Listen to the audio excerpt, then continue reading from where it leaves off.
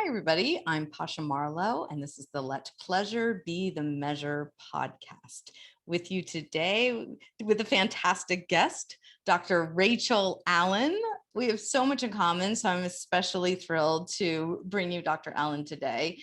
Dr. Allyn is a holistic psychologist, a author of the new book coming up, The Pleasure is All Yours, which I can't wait to read. She's a retreat leader and a yogi and a pleasure activist. So how much better does that get? So thank you for being here. Yes, it's my pleasure. Let's get that word in as much as possible. We'll just keep saying it. No, thanks so much for having me. I'm glad that somebody was able to introduce us and we can connect like this. Yes. It cracks me up that now people associate me with pleasure because it took me 49 years to find it and acknowledge it and find the value in it. So I'm curious for you if this is a new, not just term that you use often, but do you feel like you're in your pleasure for the first time in a long time, or has this been inside of you all the time, all your life? Well, I think it's always been inside of me my whole life, as it's been inside of all of us. But I do think, yes, definitely had some phases where it got buried. And it was probably in those phases, though, that I had the most growth and transformation to really relish in it in the way I do now and find balance in it the way I do now. But yeah, I think like a lot of people, it's just the brutal aspects of life and capitalist country and the modern world have definitely it's come and gone from time to time, but more recently in my life it's fairly steady. But I will say there were some months there sort of grinding out the book and working I have full caseload during the pandemic that I can't say that I was really embodying anything other than sitting on my ass, and it wasn't pleasurable. So I remember when I was trying to pump out a lot of pleasure podcasts in 1 week, my husband would come down and he's like, "Why are you so stressed?" I'm like, "I'm trying to record my pleasure podcast." Like, I was like, this is paradoxical and not okay. I need to practice what I preach. So yes, but of course there's times in our lives, for instance, when you're trying to publish a book where it's work and probably over functioning and not as much time or energy for pleasure. Yeah. Life, hey, there's pain in life. We know that there's pain and suffering, but it's at this point in my life, I will say I've been more connected to pleasure throughout my life, more so than I would say I've been connected to just really healthy ways of self-regulating to cope with pain. So that I definitely feel like more and more I have leaned into. And I think once I became a yoga teacher and did my training, that was a huge transformation as far as coping with discomfort. Yes. It's like the shadow side of pleasure, but we have to understand that just as much. To move through it and to hold those poses and to feel the sometimes discomfort of them and the hopefully not pain of the poses, but the pain that bubbles up inside of us when we're holding in stillness. That's powerful. And I know that I find when I'm at my most stressed moments, I know the mat, going to the mat will help. And sometimes it feels too vulnerable because I know it's going to make everything bubble up to the surface. I resist it. At least you're consciously aware of what you're avoiding, right? That's step one. That certainly helps. Kind of like I can, from time to time, like anybody, I'll have a little emotional eating, but I'm, at this point in my life, quite consciously aware of doing it. And it's not nearly what it might've been when I was, 18 or something. Is it still called emotional eating if we're very consciously aware that we are emotional eating? Yeah. Stress eating, all that. Exactly. Yes. Which, I mean, it doesn't take away the pleasure necessarily. In fact, it's some pleasure sometimes that we need. It's just a matter of being intentional about it. Exactly. And when you were writing your book, you were mentioning you sit a lot, which is I'm sure hard for you because so much of your book is also about bodyfulness, which I'd love for you to define, but getting into your body. And so it's probably didn't even feel natural to sit so long. I know what that feels like, the edits and the edits and the edits. Yeah. Right. And so I definitely did not I felt like a hypocrite because I was certainly sitting a ton and I was in front of screens all the time because at that point it was telemedicine. And so a lot of the book is also talking about how we have, nature deprivation disorder and we don't make eye contact and we're not connected to one another. And yet all I was doing was sitting and staring at a screen. But hey, I definitely feel like I've bounce back now. And there's just that ebb and flow of life, and Yes. trusting that we can get back into the pleasure practices and restoration that we need. Yes. And because we were deprived of, socialization and being outside as much as we maybe wanted to be, and moving our bodies as much as we wanted to during the pandemic. And I acknowledge that it's still going on right now. It's July 2021. If anybody's listening years from now, this is where we are in the world. But do you feel like people have there's a reclamation of pleasure practices and a greater awareness for how important they are? I definitely see that trending for sure. And I've talked with people, I know a lot of people just in the wellness industry in general, including more of the beauty industry, whether it be facials and massages or nails, this or that. And I know that there's been kind of an explosion of that too.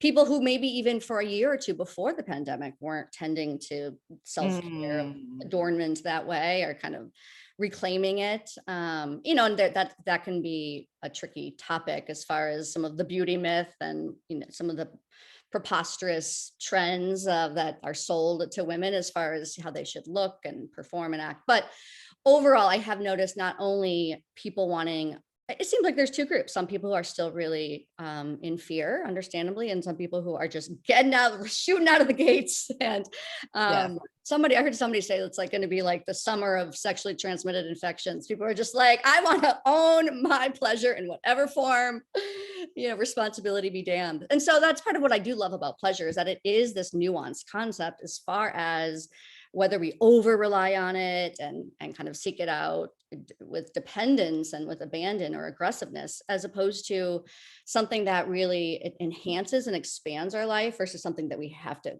grasp for because we don't know how to cope otherwise. Yes. And do you talk a lot or at all in your book about when there's too much pleasure at all? If we're sometimes, and I'll think of it as in a sexual sense for the moment, but when it's too much, too fast, too soon, that it's not in integrity or safe sometimes. I'm just curious if that. Yeah. Well, I think for sure we, one of our, as humans, our favorite ways to cope is avoidance. And what better way than to reach for these things that boost, the neurotransmitters, the feel-good chemicals in our brain.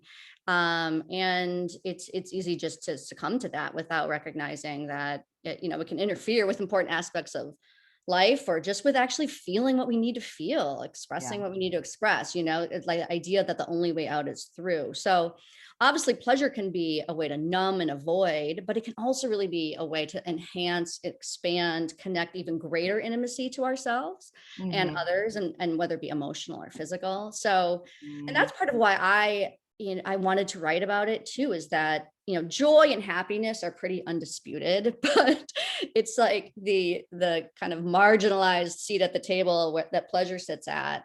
It's so misunderstood. There's such a reductionist view of the word that it's dirty or it's only sex. Right. And I'm happy to connect it to sex, but I also talk with people about, if you aren't really able to just enjoy the pleasure of eating that first bite without guilt, or walking in nature, playing and just enjoying the process without the outcome, it's going to probably make for a lot more lackluster sexual pleasure if you aren't able to embody these other types as well. Yes. But it's all foreplay. It's all the foreplay of life, I suppose. Absolutely. Yeah. And in my podcast, as listeners who have been listening for a while know, that the reason why I wanted to focus on pleasure is because there was so much pain. I had to balance it out and fuel myself to stay present and engaged in life and heal. And so I've been open about disclosing that I'm in a struggling sexless marriage, and that my child is chronically ill. And so my life doesn't on the outset look pleasurable. And so I have to get very scrappy and intentional about reclaiming my pleasure. And I think I heard you say it once, that means that sometimes that means catching a ray of sunlight when you're drinking your coffee in the morning, like a cat would, or drinking your coffee slowly, or finding work that's in your pleasure, or reading a book that's in your pleasure. It doesn't always have to look like sex. Although I think our body and our sexual energy and awareness is quite important. So I went and reclaimed my sensuality and sexuality, despite not having any behaviors with others to play with during that. And it was still a beautiful revolution. So I think I just want to keep reiterating this to people, because I think people feel like it's not in the cards for me now. My life doesn't feel pleasurable. It doesn't have the space or the time for it. And I think we can always make. Right. Right. I think for sure my worry was there that a criticism of my work and the book at this time is like, really, really, Rachel, is this is what we need to focus on? I mean, look at what's happening to our climate. Look at what's happening to Black and brown bodies. Look at how there are people that have lost their job in a global pandemic. What pleasure, if there's ever the last thing on our priority list. And so I had to really, a lot of the research I dug into, I had to help justify why it is essential and how it leads to resilience, and how it actually, our own pleasure and collective moments of pleasure really lead to more altruism and compassion for others. And it's really moments of pleasure that actually lead to the longer lasting states of joy and happiness as well. So it's all, for me, so much of it, I can't help but think of it as sort of like building blocks. Like, Yes. I don't know about you too, as in work as a therapist and coach and whatnot. I mean, people will come and their goal, people will be like, I want to have these mind-blowing orgasms here. Like, it's like top of the peak of the mountain here. And then I'll be like, do you like your body? No. Do you know your body? No. Do you do you ever look at your body without contempt? I mean, it's like, for me, it was such this step-by-step process that I felt was so important. If people don't even know their body, trust their body, to get to this place of really gratifying intimacy, emotional and sexual, seemed really far off. It's like, wait a minute, we can't have, this life hack of great sex if you don't even really connect and love your body. Now, bodyfulness doesn't mean you love your body and every bit of it all the time, but there is this just real respect and wisdom that you can turn to in it and listen to.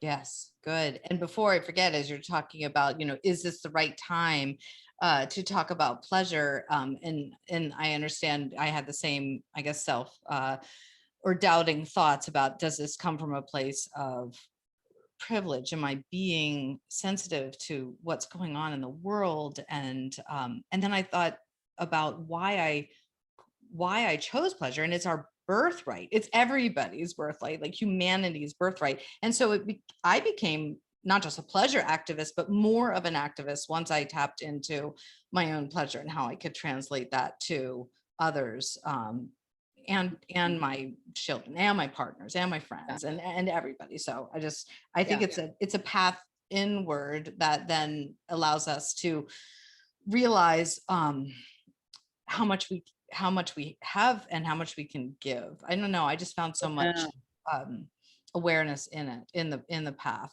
But interestingly, my path started in learning about how people survived the Holocaust.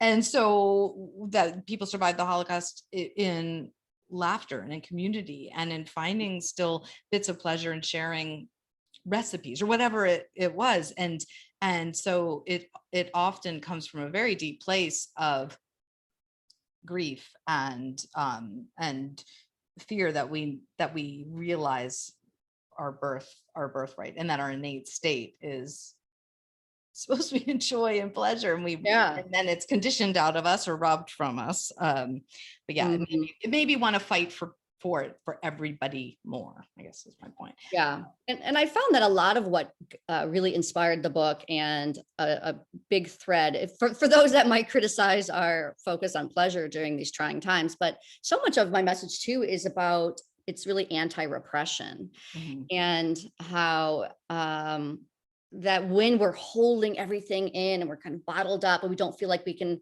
accept our emotions or accept our desires, and we can't release them and move it through and share in them with others, trusted others, we become sick. It becomes, that dis-ease becomes disease in the body, and that's certainly not pleasurable at all. Right.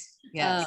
So these natural aspects of being human, I mean, we all have a body, we all came from sexual beings, and yet everybody has a story of shame around their emotionality, their sexuality, and their body.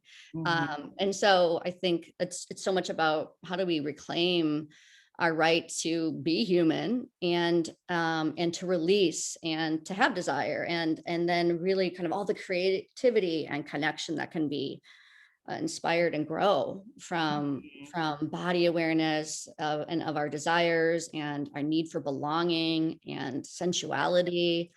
So it's, it's not an easy path. It's a practice to get there for a lot of us, but it's a pretty amazing one from time to Yes. time, that's for sure. And the path, it begins with the awareness of our body, but also moving our body. And you refer to it as bodyfulness. So I'd love for you to describe or define, I guess, what that means to you. Bodyfulness.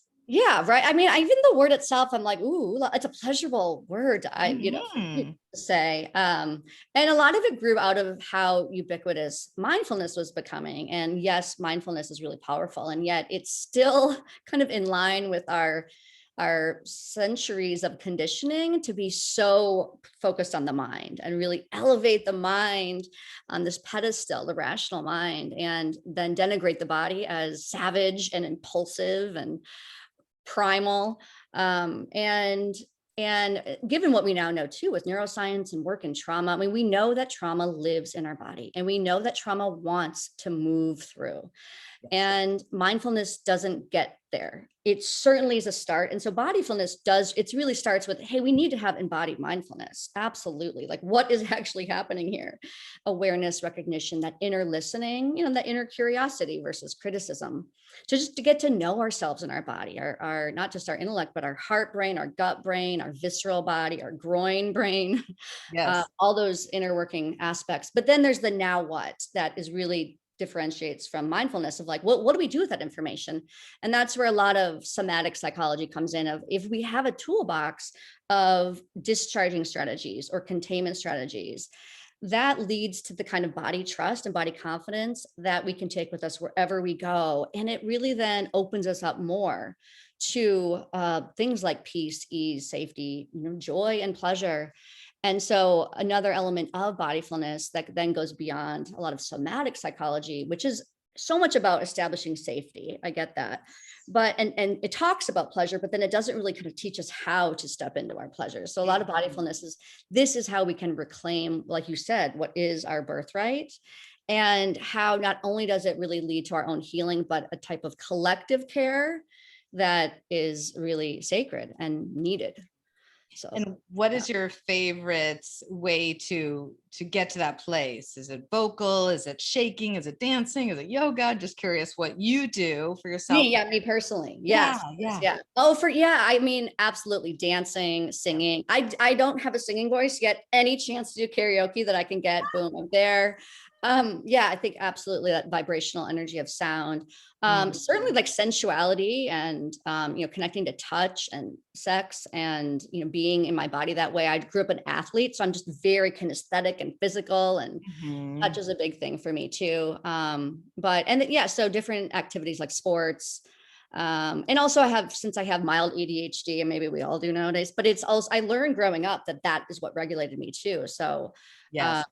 Really being physical and in the outdoors, but then connected to other, like trusted others and connected to desire. So that's but I'll anything. I might during this podcast just suddenly start sighing, or you might notice me stretching a little bit, doing a little I wiggle a lot too. I've found that if I'm not talking, it's stuck in my throat. It's stuck in my throat chakra. And I talk to my clients all the time about the connection between the sacral chakra and the sacral chakra, and how one connects to the other. And if you release one, the other releases, and even the similarities in, have you seen the pictures of like the larynx and the cervix, how they look identical? Ooh, It's so cool. I'll send you a visual. Yeah.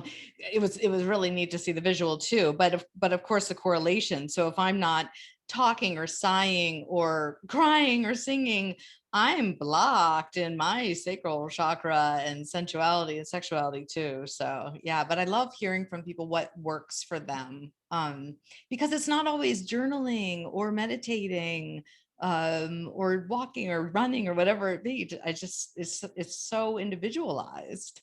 Yeah, right. No, right. And so that's where it's hard because people ask me, how does this going to work? What are you going to do as my therapist? And it's like, I need to get to know you and we can Yes. explore together, but it's a lot of questioning. Like, while you're on the mat, does it feel good to stretch this way or that way, faster, slower? And I think that's what cultivates that, discernment Mhm. process of knowing like what does my body want? How does that inform my desires or my self-regulation or my meaning and purpose, which is, those are also types of Yes. pleasure, and figuring out sort of our authenticity and our truth and our voice. Yeah, it's um, but if we're stuck in our heads and those limiting storylines, skewed beliefs, I mean, that's what I just see so much overthinking and people they believing that they can think their way out of the pain Hmm. and into change and just neglecting the body. So even though I get, of course, it's this cause and effect between the mind and the body and the brain.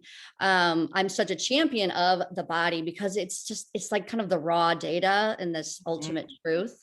And it's what we can turn to in real time in the moment. There's a present moment reality to tending to our body or moving our body or sighing from our body or touching it. And it goes Hmm. straight to the source of the trauma and the stress in a way that we can't think our way out of. That's for sure. I'm thinking about my experiences in yin yoga, which is for those that are listening, rather than very active yoga. So you hold these poses for 3 to 5 minutes in stillness, and you're like, the time is ticking very slowly. And then the issues in our tissues, especially in a hip opener, like pigeon pose, are just like pouring out. And how raw it feels and vulnerable. And how I find that when I'm avoiding or numbing out, that I'll do the more active yoga. And then I know that I need to just get down on the floor and hold a pose and Yeah. sit with it. But that takes practice because it's scary. And if you're not in a safe place, or a safe studio or with a safe instructor for you, then it will not feel pleasurable, or healing even. So Mhm. And you I remember feeling kind of when I first started doing yoga, feeling shamed by my fidgeting. And so I also try to tell people, look, that is also your body's, it can be your body's way of wanting to discharge. And that can be connected to your need to distract because it's hard. And so like let the body release and then just set the intention to try to come back into more of a Mhm. stillness. But as a Mhm. busy bee, as a person who's just naturally, can be a little more restless and fidgety, I never want people to feel like you must be still. Like yoga means that you are, you're not distracted at all. And Oh my um, God. Yeah. yeah, make it your own. I'm a big fan of just like, yeah, this is your body's different every day. You're the expert of you. You know what you need. You know what pleasure is to you. Actually, a lot of people don't necessarily know what pleasure is to them, but they know sort of just some of the signs along the way of like, Yes. yeah, what feels good and what doesn't. And how do you help people tap in if you say, what do you enjoy, or what's in your pleasure, what do you want? And then there's this kind of blank stare, and we need to get into our bodies to find it or tap into our intuition and deeper knowing. What tools do you use or enjoy to tap into that intuition and knowing? Right, right. Because like you were alluding to it, it's four powerful words to say, what do you want? And we Mhm. might think, well, of course people know what they want. But, and a lot of my book is geared towards people who maybe did know and it got buried because they are nurturers. They're working around the clock. They're caring for others. There's so much need. And we know that there's a lot of need in the world. So people have forgotten. And so one way that I like to start, usually when in one of my first sessions, is to connect to their essence. Like, what is your essence? And so by Mm. that I mean something unchanging that might go back to childhood. What lights you up, or so it can include hobbies and interests, yes, but it can be something as simple as what makes you laugh, or that you love cats, or that yeah, I mean that cooking always calms you, or just because that unchanging essence, which is not has nothing to do with our outer form of what we look like necessarily, how much we weigh, how much money we make, the zip code we live in, whether we have a partner or not.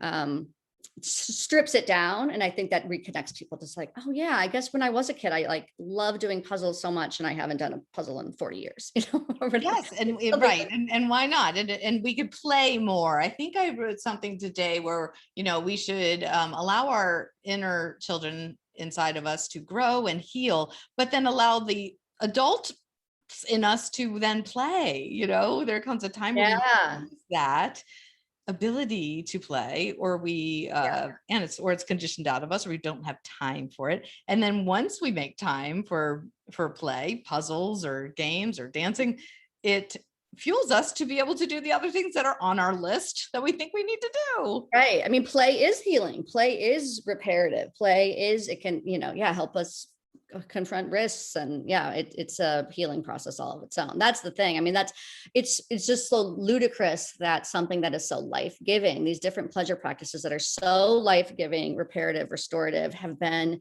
deemed just the opposite. And I think it's because they hold power, and erotic energy holds power, and it was scary, and it took us away from the religion of the time or the industrial revolution of the time and working. But we can't become robots. We can't become these cyborgs. It's making us sick. Yes. And I love that idea of expression, not repression, and to remind ourselves of the and would you say especially in our country, or just like we're thinking about it worldwide, like where do you think we stand as a country in terms of our ability to receive pleasure and embrace leisure? Well, like I mentioned in my TEDx talk, the United States is one of the most repressed, pleasure-starved countries, up there with the Vatican and Wow. some, not all, some Muslim countries. So we got to get our shit together here. And a lot of it is just, I think, to start with, for some people, to get them on board, it's like, say yes to the pleasure of rest. Say yes to saying no. That idea of less is more, like, because we have such this focus on achieving and more, do more, be more, and be faster. And so it's like, no, you know what? Find pleasure. And sometimes just saying no, saying enough, good enough, saying I'm going to rest, or I'm going to take care of me, whatever that might look like. Yes. Would you say across the board that getting off screen and off social media is a really good idea? I do as I say, not as I do, because I'm completely addicted to scrolling all of them. But I know inside, if I could work through that addiction, that I would feel more in my pleasure and less competitive or over functioning and all the things. It's so funny that we can see it in ourselves. I know, it's this tricky double-edged sword of, here we want to have technology to help, to entertain, to educate, to connect, but it's similar to everything. It's all about balance. I mean, I was just on a family reunion this past weekend, and while people were hiking and stuff, unfortunately, I was having to work, which just having to do with my book coming out and everything. But then Friday night, I was like, okay, I'm done. I'm not going to work. I'm going to take Saturday off.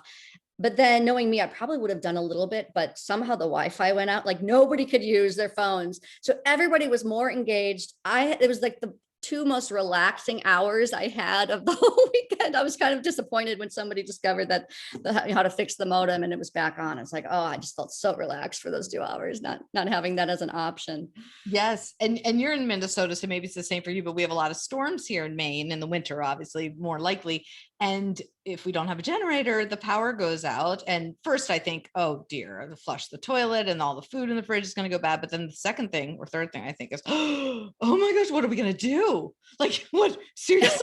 And of course my teenage son's like, Mom, this is an emergency. He's like, what do I do with my hands? What do we do with my brain? And then if the sun is out, we can obviously read or write or play. But if it's dark, I see the panic in me too now, and I notice it that how much we've become accustomed to turning to our screens for pleasure, numbing out, distraction, learning, all of it. And I think we lose that tuning in, or communication, having a conversation with our right. Because then there's just so much noise. It's all the noise. We have the noise of literally the beeps and the traffic, and then we have the noise in our own head. And when people get into just the quiet and nature and slow down, I think that that's a really amazing pleasure all its own. And that definitely connects us, I think, to our our inner wisdom and our body.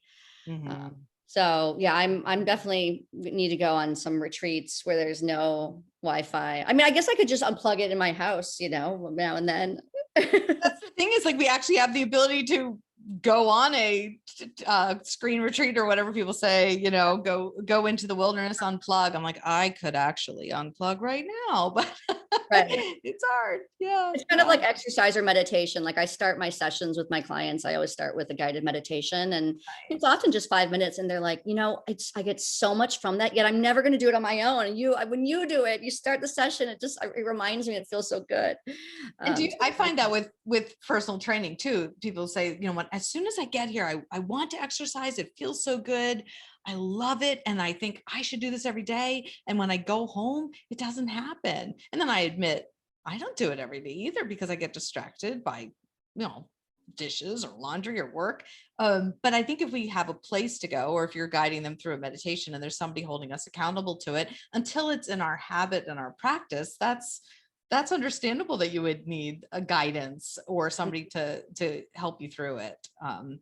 I would need somebody at this point to guide me through visualizations for me to get yeah. back to my meditation practice. Yeah. There Yeah. are some pleasures that we can just own and kind of give ourselves. And then there's a lot of pleasures that are really maximized and all the more expanded, when we share them with others, whether it be sexual and erotic pleasures or something like sharing in a meditation or a walk in the woods, or and that sense of connection and belonging that comes from that. So we all have to kind of figure out, like, okay, what do I need to do to get my shit done, and like when and how do I want to invite in others, and then hoping that they can unplug and not be so busy to share in that presence with you. Yes, if you decide I'm going to connect and not go on screen, and then you expect everybody in your house to play along, you might want to have a conversation with them first and check in. It's so funny because I think the universe is speaking. Like, since I started talking about storms, the sky, it's middle of the day, the sky is black, there's a lightning storm out there. I Ooh. might lose power. And then it'll be like, ha ha ha, I'll give you what you're asking for. Light some candles. Yeah. Exactly. Grab a book. But the pleasure So of a summer storm, I mean, there's something to be said for that. Like it's evoking just sort of my own senses and thinking of that. I love it. yes, there's electricity in the air, and we live near the ocean. I can't see the ocean from where I am, but yeah, like watching a storm roll in is really powerful. You could go run out into the rain like they do in like a Hollywood movie, and just put the arms up, have some. That's awesome. I'll do that. And then I'm going to try really hard not to post that, because that's the other thing, is when we do something in our pleasure, is it because we are going to tell people about it and show people, like, look at me in I'm at the top of a mountain, look at my food, or whatever, or can we enjoy it just for ourselves, for our own pleasure, and not share it to the world? That's challenging these days. Well, and I think that, that brings up a couple things too, that I touched upon in my book as well, that, especially for a woman to completely embody and own pleasure in her life, whether it be the pleasure of traveling to places on her own, or whether it be the pleasure of really like owning herself as in her sexual liberation and kind of her sexual freedom. It can be really threatening to people, and it can lead to judgment. It can lead to, it's still kind of just, it's part of the system. I mean, the system that is gaslighting us, that is saying that it's she's a slut, or all sorts of judgment.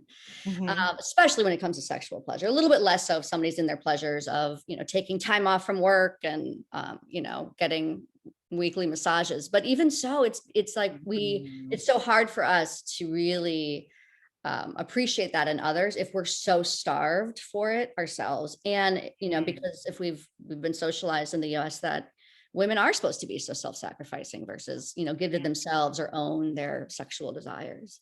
Yes. If we notice that we're feeling angry or jealous of somebody who's in their sexual pleasure or showing their body through whatever, even if it's nudity, and then what is that saying? Does that mean that's in our desire? It's something that we envy because we want it. It would be good to notice, does it make us angry because they're doing it, or because we don't have it? And, it's a fascinating dynamic to notice what we envy, I suppose. Yeah. I tell people to connect to your inner rebel. Like if you're finding that there are, the different messages that we've been socialized to are causing you a lot of pain and not pleasure. It's not easy, but what's the alternative? Connect to the inner rebel that says, no, what would happen if I owned my right to pleasure. What if I left work today early and rather than race to the grocery store to get groceries for others, I went and I just took this leisurely walk, and stretched, and like, what would happen? Like, connect to that inner rebel, which is kind of sad that is considered rebellious, right? Right. It is. But it is. But, and part of why it's easy for me to do this work is because I think that I can't help but be, I just speak to the elephant in the room, or to, my inner rebel is strong. So for me, it's a much more practice of like, actually, maybe you got to follow some social norms, and because the alternative might not be that pleasurable either, right? You got to go to the dentist. There's that side pleasure in the fact that you don't get the toothache by going to the unpleasurable act of the dentist. And so how much pleasure there. Yeah. Yes. It's such a revolution, I believe, right now, and a brave one. And I love the idea of being that is rebellious, because it feels that way to me too, given our culture in this country right now. So I'm so glad there's people like you out there spreading the pleasure word of pleasure practices. I have a pleasure retreat. Ooh, yeah. And I actually started to create one, and across the board, the number one question is this about sex? Are you going to sit us in a circle with a mirror between our legs? I'm like, no, that would be fun too. We should do that. But no, that's not the intention. As soon as the word pleasure comes up, there are a lot of misperceptions. So yeah. That's why I call the retreat I'm doing this winter is a bliss retreat, because it's, language is powerful. And so, and I mean, similar to like why I felt the need to create the word bodyfulness, if we lack words for things that we don't really value in our culture, and we need to value bliss, we need to value our bodies and bodyfulness. And so, and we need to value pleasure. We need to reframe it and reclaim it. But yeah, you say if it's a pleasure retreat, immediately people think it's an orgy. Exactly. Say a bliss retreat, they're like, oh, okay, yeah, I'm going to relax in the hammock with a book. Bliss sounds enlightened, and all of a sudden pleasure feels, naughty. Yeah. I have, there was a woman who want naughtiness are going to be like, oh wait, bliss, we have to like sit and meditate in silence. I don't want to do that. That's good. You caught him with bliss. You weed him out. There's a woman in Australia who I spoke to, and she called herself a pleasurepreneur, which gave it a little bit. I liked it a lot because it was still very professional, but yes, all of it was in her pleasure, and she does all of her work, while nursing her baby on the beach. It's beautiful. It's just beautiful. So yeah. Well, I'm excited. And your book comes out when? The book comes out July 27th. And hopefully also a workbook will follow at some point, but there are, and even though it's an embodiment focused book that is something to read, there are exercises and quizzes and things in the back too. It's a little more interactive, but yeah, I'm going to work on doing a workbook and a book club guide as well will be coming out a few weeks later. So yeah, I really wanted this to be part of my spreading my message of pleasure to the people. And, therapy and retreats aren't something everybody can afford, certainly not. So, but ideally a book, getting it from the library or at the, under $20 is, maybe, I don't know if that was the same thing for you too, just like how to spread the message far and wide and not just to people who are privileged. Yes. Well, that was the reason for the podcast. Not everybody's going to want to or be able to buy the book. Not everybody's going to be able to join my coaching programs, but Spotify and the Amazon or the Apple Podcasts and YouTube are accessible to most people. And I'm hoping that people can share this podcast and this conversation with folks who need to hear these messages right now. And that kind of is everybody. So share it with everybody. Yes. Well, I can just say, just like even your background is very pleasurable to look at. I'm like, ooh, that's inspiring me. This is for me a paradox, speaks to the paradox of pain and pleasure. Like life is messy, but you can also make it beautiful. And a word I made up recently is traumedy. Like you can make comedy out of trauma, just like we're saying you could make pleasure, out of grief or rage. And so that's the reason for the background, which is, for those that are listening, rainbow painted bricks. It felt edgy. Mm-hmm. So yeah, so thank you. And how can people reach you? Gosh, I guess my website, drrachelallyn.com, ALLYN. And then my Instagram is also all one word, Dr. Rachel Allyn. My book is at thepleasureisallyours.book.com.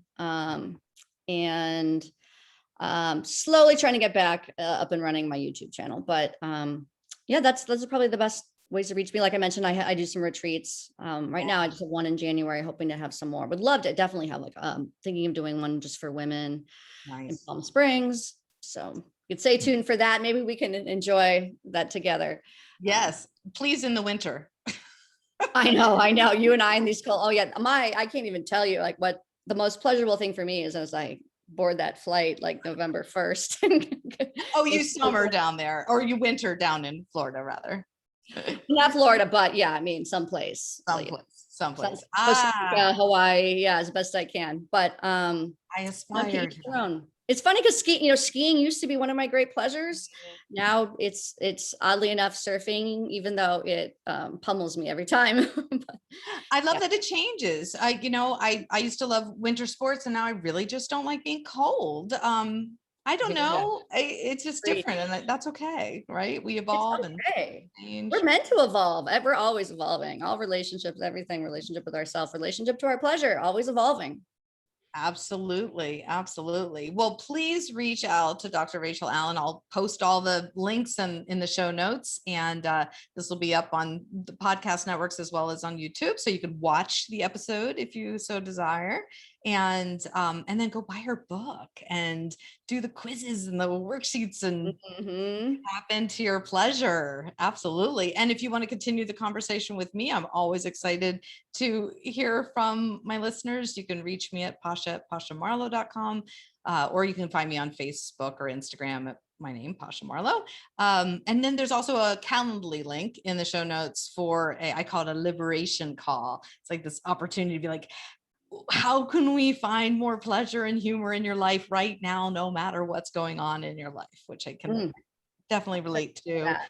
I love it. I love it. It's my favorite thing to do, is to meet new people and then hold space for their stories, and then just kind of figure out a way in. Once you get to talk to somebody, you find out what sparks them from childhood, or what creativeness is, just under the surface, different backdoor ways into the to pleasure practices. I love that. So, well, I definitely will want to be continuing the conversation with you in some form, sometime, many times in the future. I hope so too. It has been an absolute pleasure. I knew it would be. But yes, thank you for your work. Thank you for choosing this work and for spreading the word. Yeah, likewise. Yeah. Have a great day. Thank you. Yay. Bye, everybody.